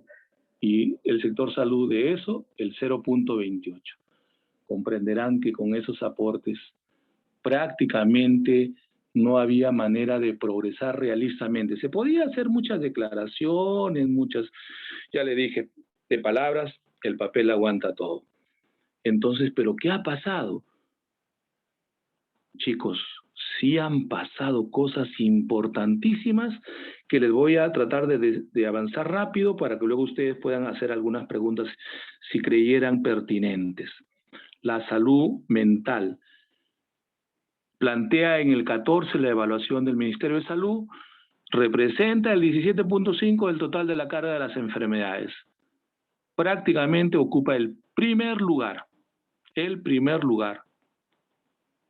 de lo que es la carga de enfermedad en nuestro país, con la pérdida de 1 millón de años de vida saludable, el famoso concepto de AVIVAS, ¿no? Pérdida de 1 millón de... bueno, en realidad no es 1 millón, censo estricto es 1.010.590.000, pero ya lo dejamos los últimos 10.000, lo redondeamos en 1 millón de pérdida de años de vida saludable. Miren la importancia. 2, son los más frecuentes en la población hasta los 12 años por los traumas previos de la infancia.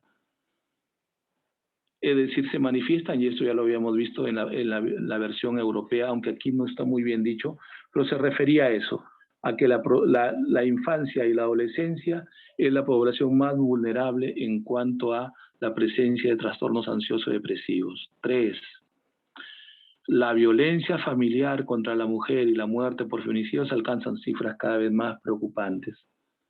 4, la exclusión social en salud mental afecta con mayor impacto a las poblaciones más vulnerables. Ni hablar. La falta de servicio del primer y segundo nivel de atención y su discriminación de algunas comunidades. Es que una persona dice, vengo, estoy muy preocupado, no puedo dormir, y va al primer nivel de atención y dice, no, acá no hay psiquiatría. Acá, vaya a Loaiza o vaya al 2 de Mayo, en fin, o vaya al Noguchi. Va al segundo nivel de atención, no, acá no hay, vaya.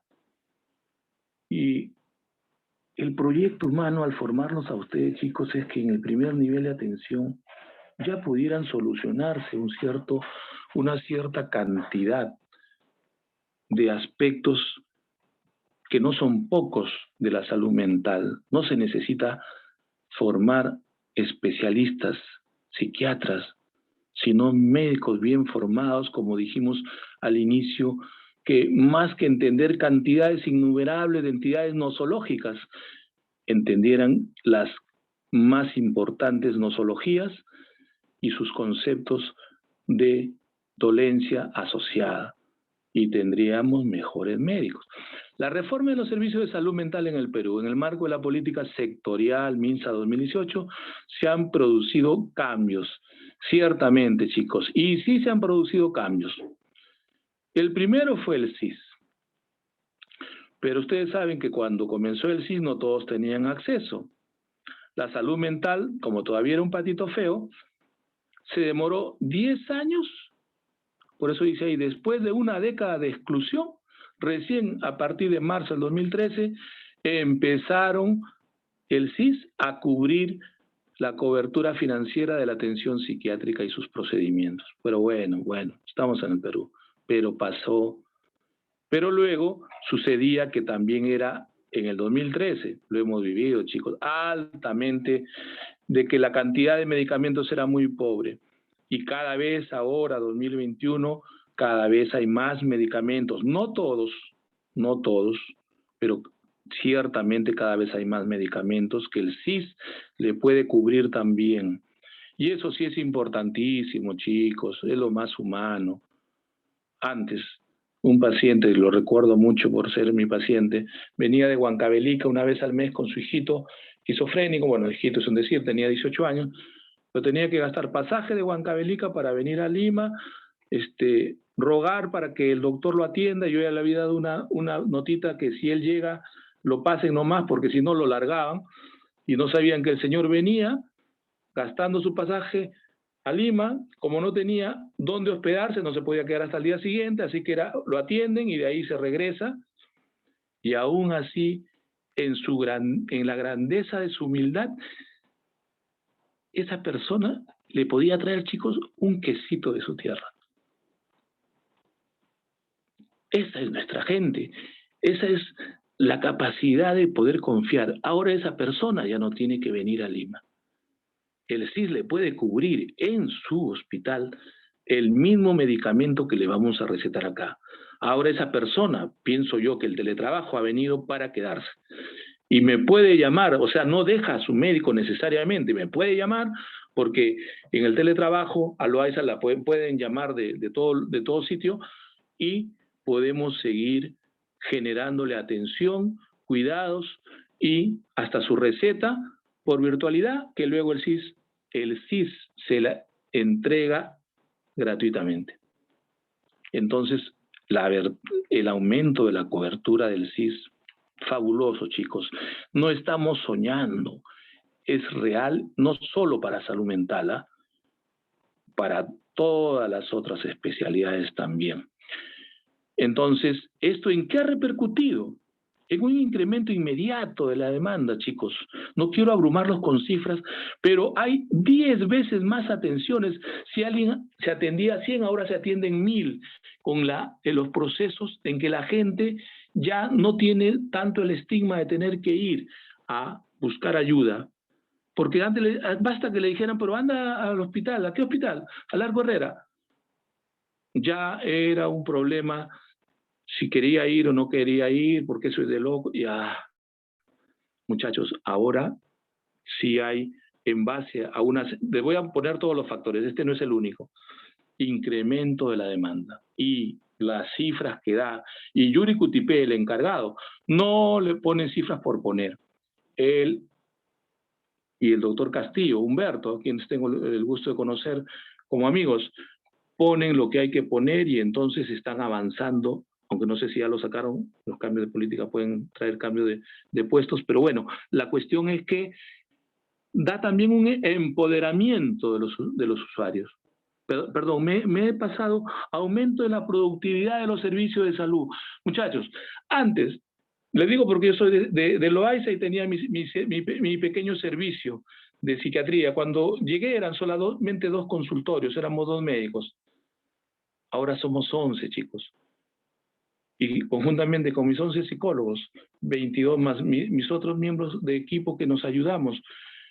Y decían siempre a la hora de la producción, cirugía produce tanto, cardiología, miren cuántos pacientes atiende, ¿no? Decían, psiquiatría, bueno, es que ellos se demoran mucho por paciente y al final no tienen productividad. Muchachos, se acabó. Cuando le voy y le digo al director, nosotros producimos más que cualquiera de tus servicios, dime con quién quieres que nos comparemos. Y me dijo, mira, pero tal. Le digo, saca la cuenta, ¿cuántas máquinas tienes que ponerle para ese, vamos a suponer, cardiología? ¿Cuánto has gastado? Pues tienes que sacar la cuenta de todos tus costos y luego todos tus ingresos y la diferencia de lo que has ganado. Bien, le digo, hemos atendido 500,000 de certificados de salud mental a 40 soles, ¿sabes qué? Solo con eso tengo más ingresos que todos los que tú has producido. Perdón, Adolfo, sí, ya entendí. Chicos, la salud mental puede ser altamente productiva, económicamente hablando, para un hospital y permitirle tener ingresos propios adicional a los ingresos que le da el ministerio. A eso me estoy refiriendo. Y todo esto se está moviendo.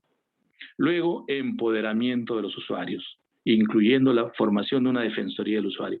Por supuesto, eso es horizontalidad en la atención, eso es corazón, más si es sanmarquino.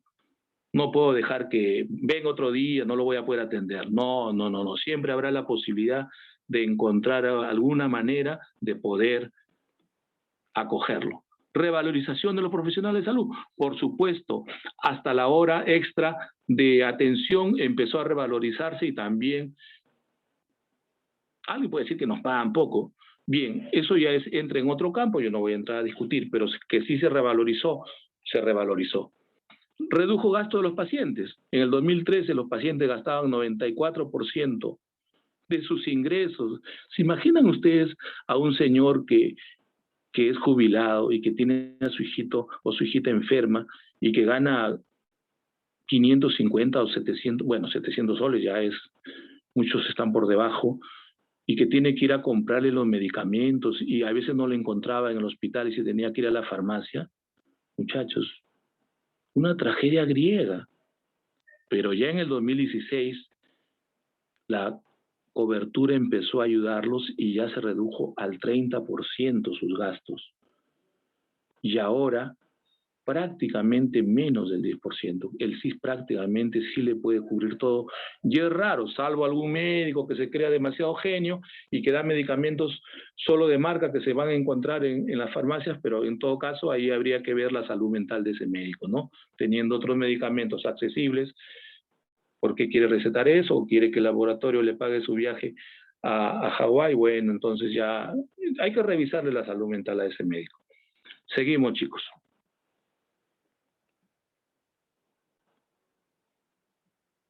Perdón.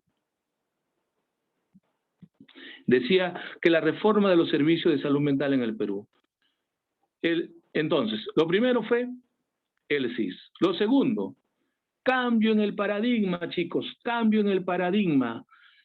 Se sintió como un fracaso el que sacasen a los pacientes a hospitales como los que tenemos, los 3 grandes hospitales. Se hizo ver que no era la manera, que no cubría las expectativas, y más bien el cambio en el paradigma ya no es que el paciente vaya hacia estos lugares, sino que el sistema de salud se inserte en la comunidad y permita que pueda accederse a una salud mental comunitaria. Y aunque este enfoque de la salud mental, como cuando venían médicos extranjeros, decían, pero caramba, hombre, ustedes todavía están viendo en los hospitales, ¿cómo es posible que todavía atiendan en hospitales como de Largo, como Balizán? Y decía, perdón.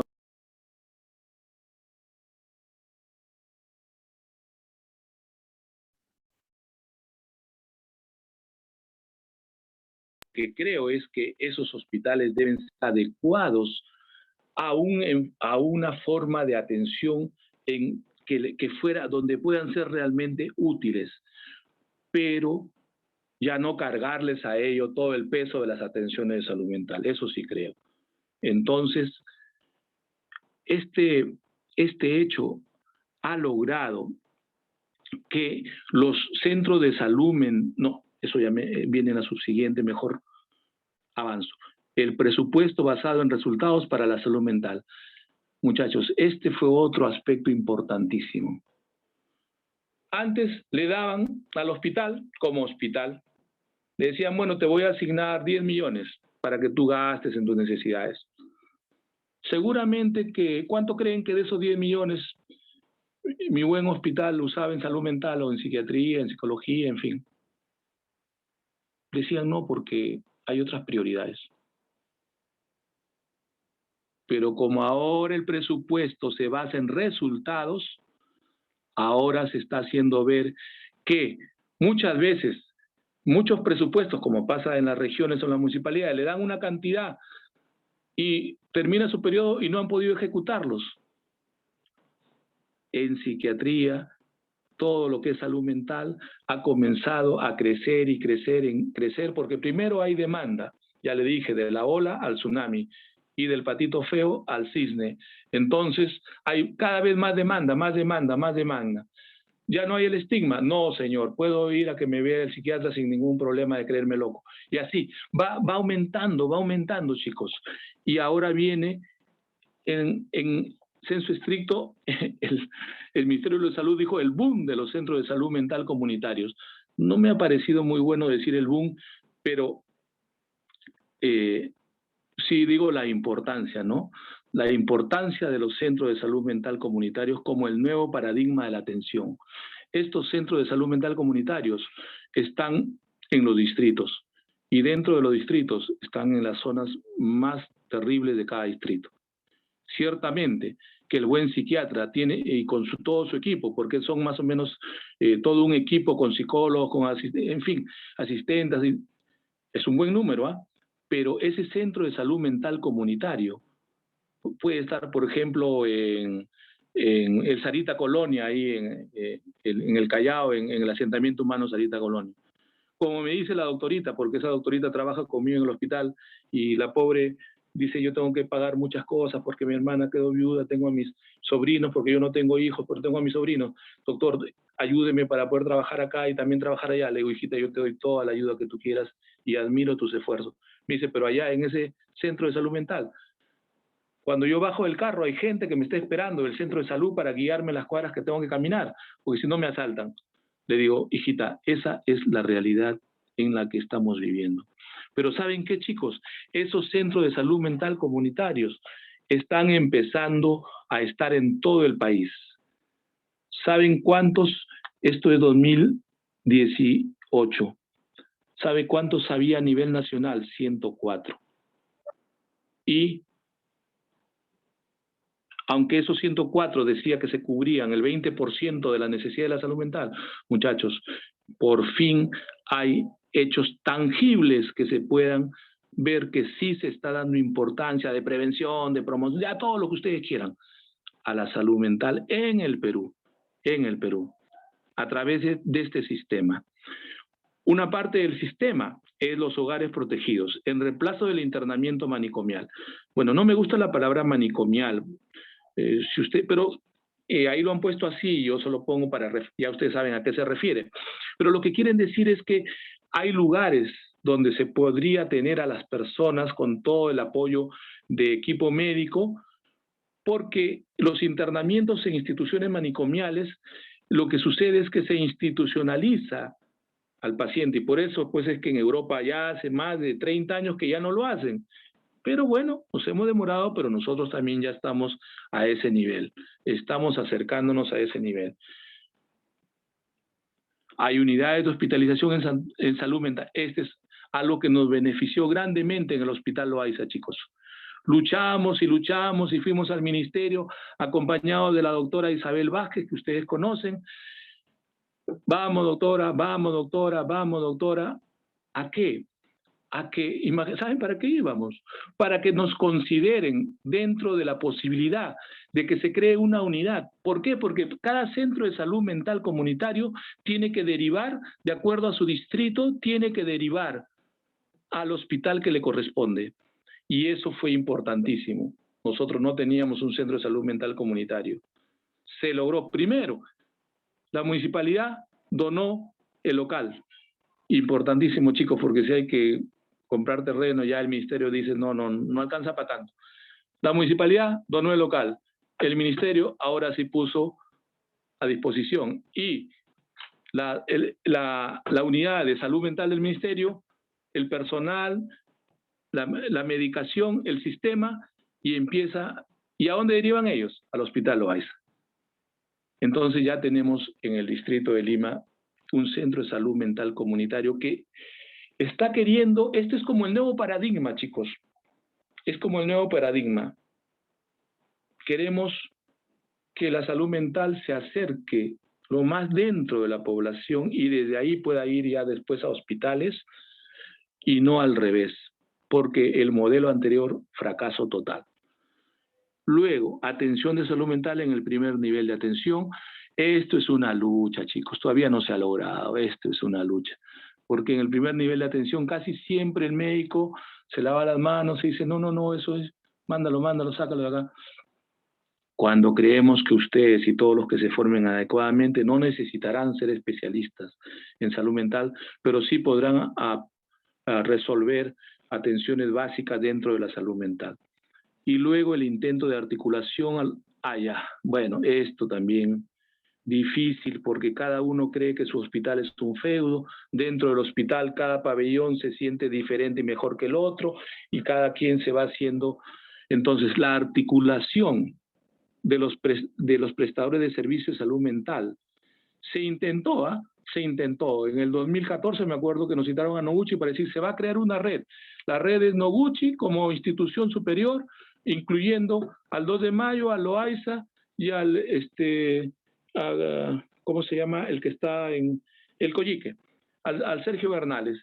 Y cada una de las redes de estos hospitales a su vez tiene una serie de centros de salud que le son propios. La verdad que era interesante, pero como implica muchos lugares y mucho quién jefatura y quién ordena y quién da presupuesto y todo, se perdió en el camino. Le soy sincero, se perdió en el camino, pero este intento de funcionar articuladamente sigue siendo un signo de inteligencia, que quizás yo ya no lo veré, pero otros lo verán porque se tiene que lograr de todas maneras. Chicos, creo que he llegado al final y si hubiera alguna pregunta me sentiré honrado. ¿Sí? ¿Listo? ¿Alguna pregunta, chicos? Doctor, buenas. Dígame. Sí, la doctora León. Ah, doctora Yolanda, sí. Sí, sí. Buenas, doctor. Muchísimas gracias por su presentación. Voy a dejar de... Muchísimas gracias por su presentación y usted dice algo muy importante. Yo creo que el teletrabajo, el trabajo remoto ha venido a quedarse. Sin embargo, hay pacientes que reclaman siempre la presencia, ¿no? Como usted dice, ¿no? El vernos físicamente, el de repente que le demos una palmadita, ¿no? Para decirle, como dice, que estamos con ellos, ayuda mucho a esta relación médico-paciente.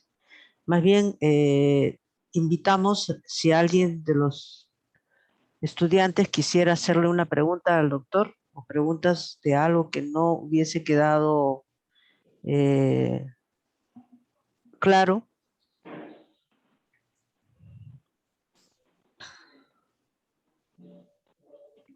Mientras los chicos lo piensan, apreciada doctora, lo que usted dice es lo más humano. Lo ideal en salud mental es encontrarnos. El encuentro, doctora, es ya terapéutico por sí mismo. Pero a veces, como explicaba un poquito en el ejemplo, personas que tienen que venir desde provincias, yo creo que eso también ya es inhumano.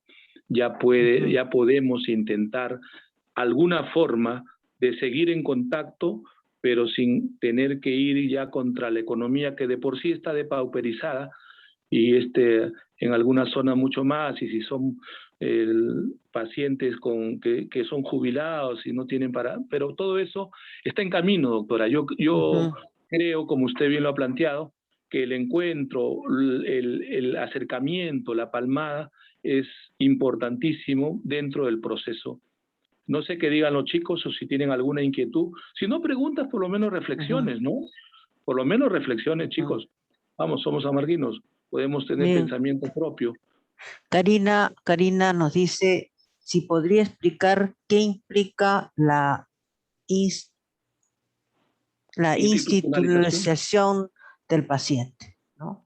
Se refiere, hija, que vamos a poner al Arco Herrera como ejemplo, que podría ser los otros, no intento nada, porque tengo mucho respeto y me he formado ahí, me he formado en estas instituciones, así que lo que quiere decir es, el paciente va, la familia un poquito que ya lo deja allí, y puede que él se acostumbre, ahí está bajo la situación de la cobertura de apoyo, atención, comida, cama, todo. ¿Saben qué pasa? Que muchas veces la familia comienza a desentenderse del paciente y prácticamente hacen todo lo posible para que él no salga de donde está. Y el paciente se empieza a acostumbrar. Es parecido, aunque guardando la distancia y las diferencias, a aquel que ya probó 10 años en la cárcel y luego cuando tiene que salir a reinsertarse a la sociedad, algunos no quieren volver nunca más a la cárcel, pero ¿saben qué? Hay otros que se han institucionalizado y me dicen, doctor, ¿qué me quedaba? Volver a delinquir, doctor, porque ¿qué hago afuera? Yo soy carne de cárcel. Esa persona esa personalidad ya se han institucionalizado.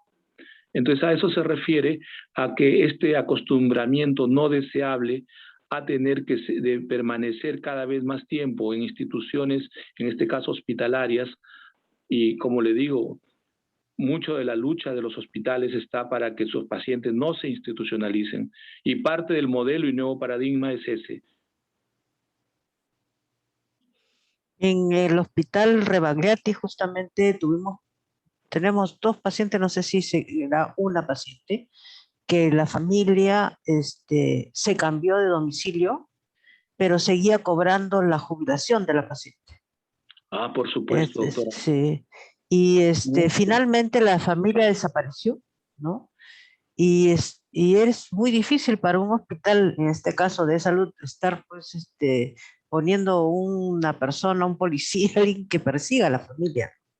Y como Sí, usted sí, sí. dice, se crea lo que nosotros llamamos la puerta giratoria.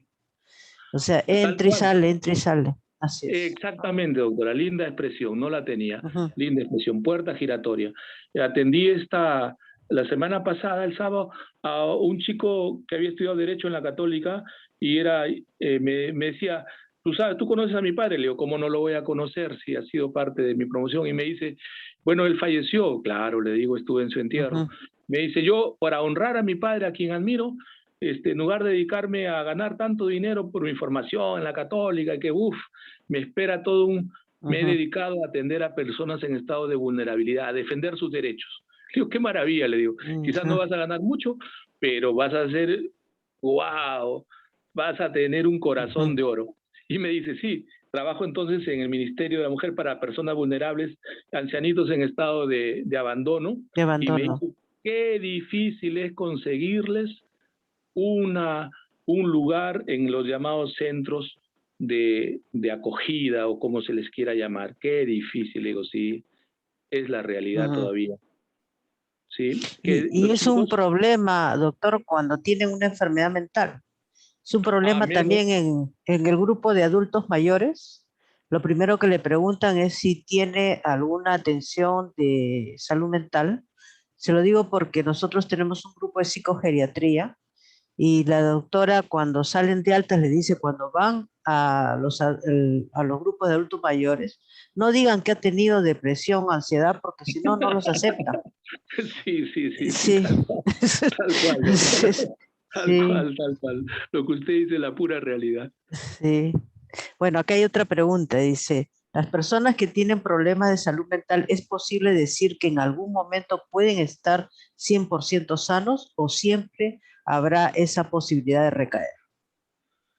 No sé, hijo, el concepto de 100% sano, en verdad, si me preguntaras a mí si soy 100% Ujú. sano mentalmente, yo diría que no, que arrastro Ujú. una historia, que llevo una historia. Mira, mis padres son cajamarquinos, justo uno de Lajas a 10 minutos de Chota, así que imagínate, ya casi va a sacar por si acaso, y mi madre de San Miguel. Pero migraron chiquitos, la famosa migración de la sierra de la década del 50, porque en la década del 50 la mayoría de la población del Perú estaba en las ciudades de la sierra.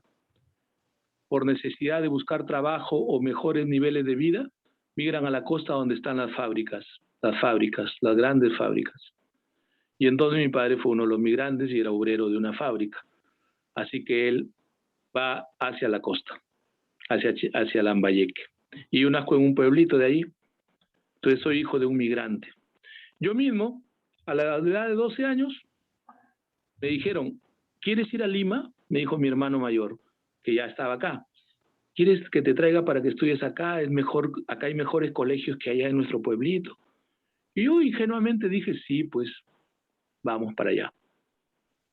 Nunca supe que esa sola decisión haría que afectara tanto a mi sensibilidad que me la pasé deprimido toda mi secundaria. Porque acá veía tal cambio entre un pueblito chiquito y la gran ciudad, donde en mi pueblo todos nos conocíamos. Uno podía entrar por la llamada puerta de la sala y hasta podía ir a buscar a su compañerito hasta la otra puerta de la cocina, y uno atravesaba la casa del vecino como si nada y viceversa, a nuestra casa.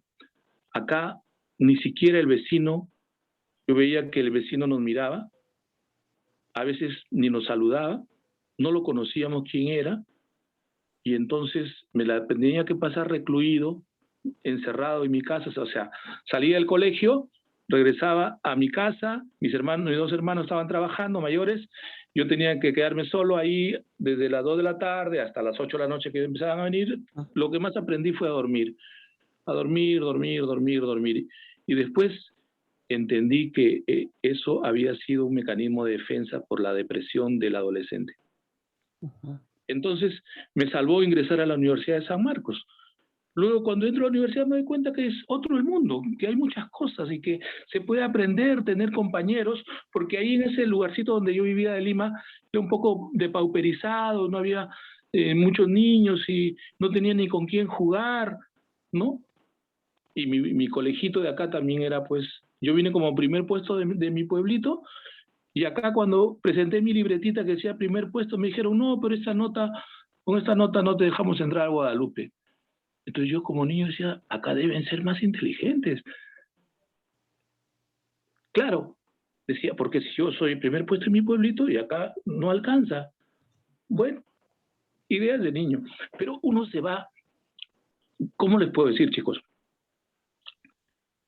No busques el 100%, apreciado amigo o amiga que ha hecho la pregunta. Busca el mejor balance que puedas encontrar en toda tu historia.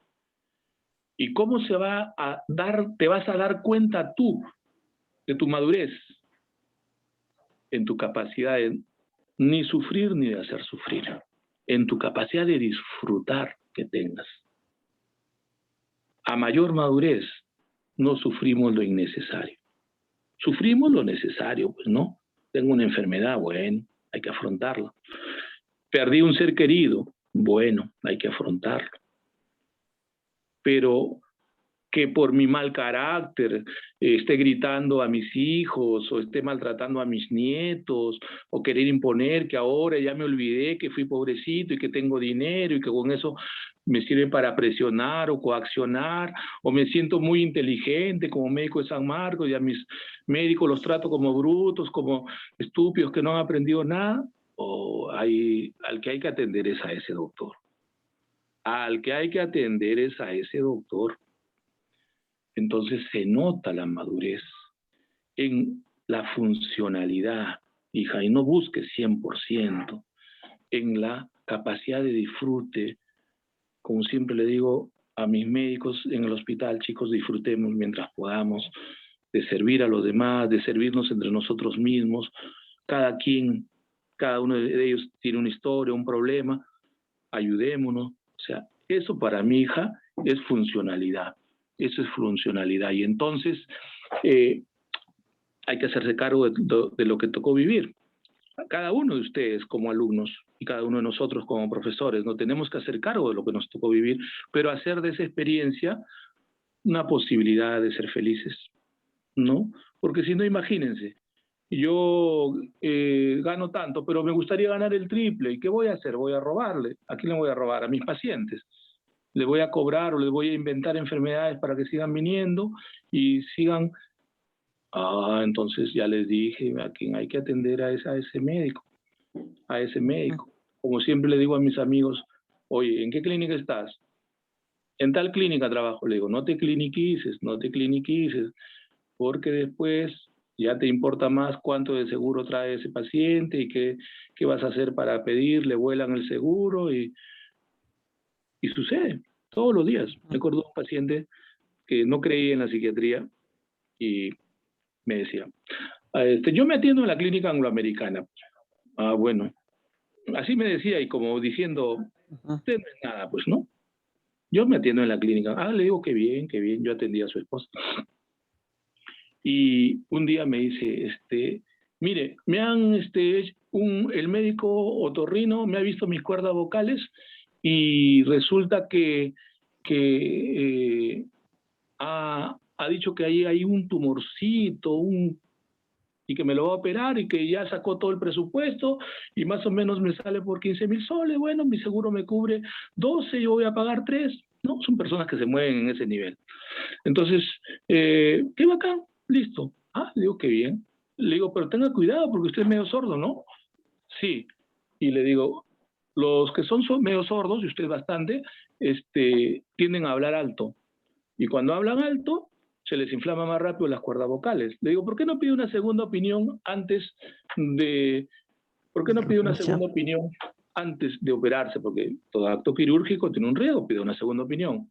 Me dijo, ¿usted me recomienda a alguien? Sí, le digo, es un médico sanmarquino, especialista en cabeza y cuello, cirugía de cabeza y cuello en el INEM, búsquelo y sea que se quiera atender ahí. Yo sé que a usted no le gusta eso, pues, pídale su consulta privada y que le dé una segunda opinión. Cuando me vio la siguiente semana, o mejor dicho, me vio porque yo me fui a atender a su esposa, me dice sorprendidísimo, no puede ser, doctor, me dice. ¿Qué médico me ha recomendado usted? Es un médico brillante, me dice, me examinó con paciencia y rigurosidad y al final me dijo, usted no tiene nada que operar, solo están inflamadas y por si acaso no se lo recomiendo. Y me dio tal y cual medicación y ahora mire, estoy perfecto. ¿Cómo es posible? Voy a denunciar al director de la clínica tal, que es mi amigo.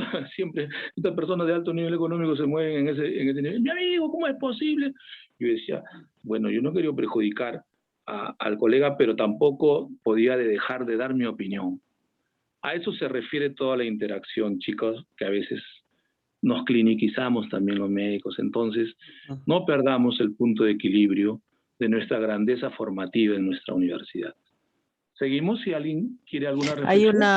Hay una pregunta de Leslie sobre los centros de salud mental comunitario. Pregunta Excelente. si están solamente constituidos por psicólogos y ellos los derivan a los servicios de psiquiatría de los hospitales, o cómo funciona ese modelo. No, hija. Sería muy interesante si te interesa. Hay un documento ya que se llama, a ver, déjame verlo, hija, yo funciono a la antigua. Cuando la doctora León me dijo para yo dictar, casi me desmayo porque creo que usted sintió mi preocupación, decía ese tema, Dios santo. Yo lo que tengo entendido, doctor, que es todo un equipo, ¿no? Hay psiquiatra en los centros comunitarios, ¿no?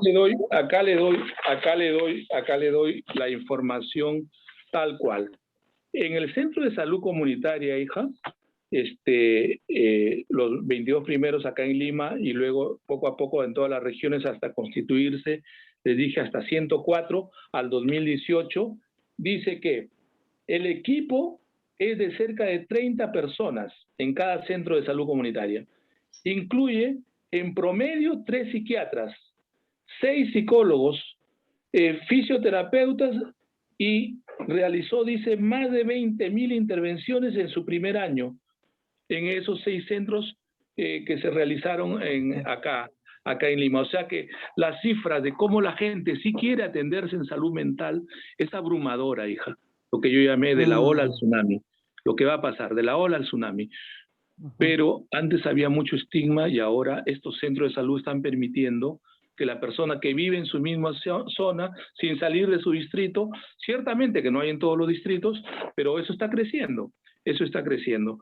Eso está creciendo. Y por eso es que dijimos que queríamos también que nuestro buen hospital se incluyera en el circuito, pero para ello tenía que haber un centro de salud comunitario para lo que llaman el cercado de Lima, ¿no? Y ya se consiguió, porque también representa una serie de beneficios. ¿Saben cuál, doctora y amigos estudiantes?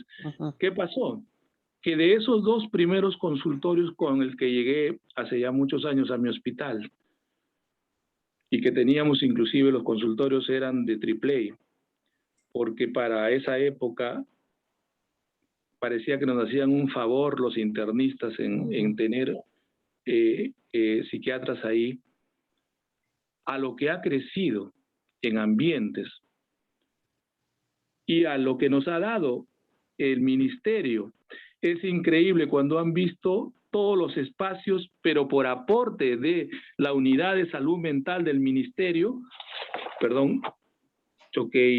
por aporte ha hecho que haya ambientes cada vez más acogedores para poder recibir, y entonces ha permitido esto. Por lo tanto, hija, respondiendo a tu pregunta, no es que haya solo psicólogos primero. El equipo de trabajo en un centro de salud mental comunitario, ponen acá Caraballo, es aproximadamente 30 personas, comenzando por 3 psiquiatras, 6 psicólogos, terapeutas variados de lenguaje y otras cosas, y otros más, seguramente enfermeras, auxiliares. Así que, hija linda, si tienes algo que querer buscar ayuda, búscala, no te desanimes, no te pongas trabas tú misma, no te pongas trabas. Apreciada doctora, ayer escuchaba ayer no, ha sido domingo, la semana, el día viernes escuchaba al equipo que usted me había asignado para una charla con seminario práctica, y discúlpeme que yo hable así, pero es que y mientras estábamos conversando se puso a llorar la chica. Entonces le dije respetuosamente que no siguiera, podemos ir escuchando a los otros chicos con toda tranquilidad, que entendemos que el hecho de ser estudiante de medicina, claro, que los estudios dicen que el 7.4 de los estudiantes de medicina tienen depresión y riesgo suicida. Primero, ese estudio es de hace muchos años atrás. Segundo, están hablando de depresión severa con ideación suicida. Pero si empezaran a hablar de alumnos con depresión moderada o alumnos con depresión leve, así que incluyendo todo el ancho margen de la depresión, o estado de ansiedad, bueno, más del 90% de nuestro alumnado debe estar necesitando apoyo en su salud mental. Así es. Así es, doctor. Más bien, doctor Vázquez, muchísimas gracias por haber aceptado esta clase. Yo creo que es un buen inicio de introducción a la psiquiatría, como les decía la semana pasada. Nos dejan solamente 2 cursos, uno introducción a la psiquiatría y otro que es la psiquiatría clínica, 2 cursos dentro de la carrera, ¿no? Que debería de, como dice, así es, mantenerse, ¿no? Como decía el doctor Carlos Alberto Seguín, ¿no? Cuando él introdujo una área, ¿no? de psiquiatría dentro del hospital, antes Obrero, ahora Almenara, ¿no? El Almenara, y que, claro que sí. así es, y que era adjunto a neurología, porque no podían entender que una área de psiquiatría podía estar dentro de un hospital nacional.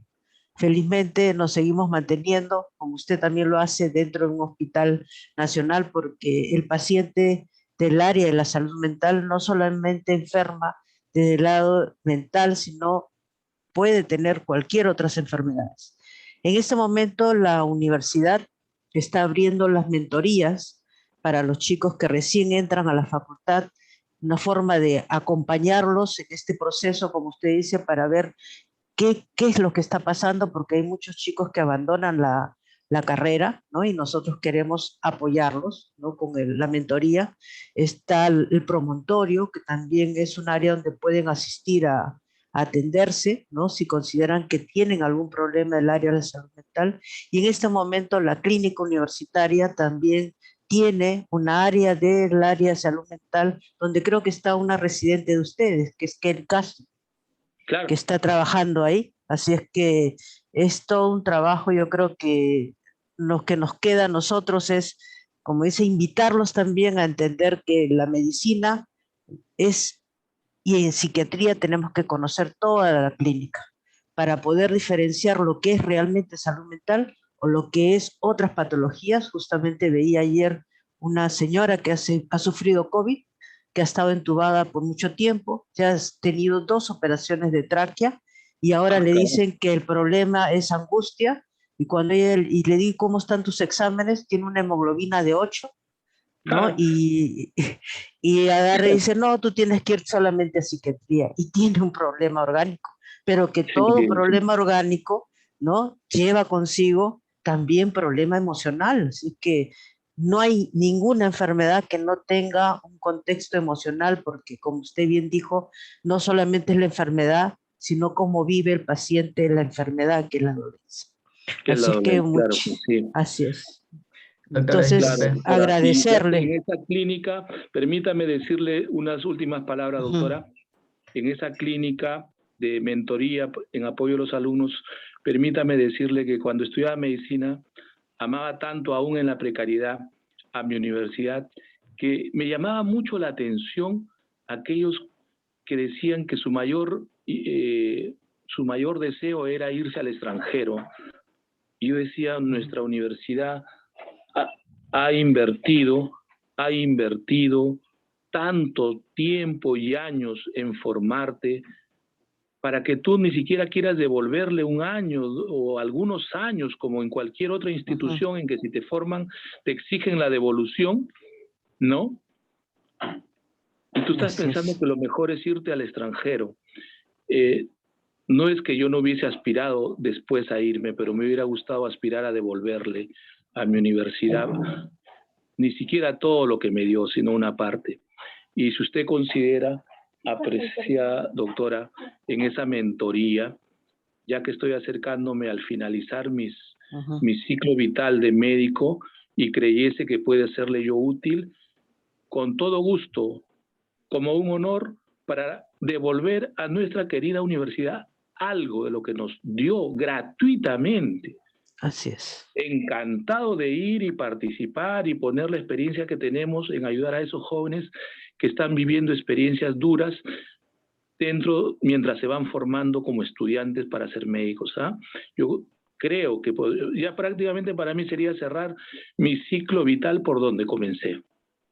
Muy bien, doctor. Más bien tomo la palabra de la propuesta, le alcanzaré al doctor Perales, ¿no? Y Que está justamente necesitando mentores, ¿no? Y bueno. Yo estoy encantado. Y segundo, acuérdese que en mi equipo está allá Isabelita, la doctora Isabel Vázquez, perdón por decir, Isabel Vázquez suyo, y cualquier cosa, ella sabe que cuando les planteo algo, nunca lo digo por decir ni por quedar bien. Así que con todo gusto, con ella, a mi persona o directamente a mi persona, coordinamos de qué manera servir a nuestra querida universidad. Muchísimas gracias, doctor. Y bueno, a los jóvenes de haber estado presente, ¿no? Y escuchar las vivencias que usted ha tenido, justamente qué bueno, ¿no? Para que sepan de que si hay algún momento que necesitan ayuda, estamos también los docentes para dar esa mano, ¿no? En ese momento de dudas, ¿no? O inquietudes. Así es que muchísimas gracias, ha sido una buena tarde, ¿no? Muy fructífera, y nos estamos viendo el próximo lunes, ¿no? A esta misma hora. Y gracias, doctor. Más bien, disculpen no haber puesto la clase todavía el doctor, pero la vamos a poner y el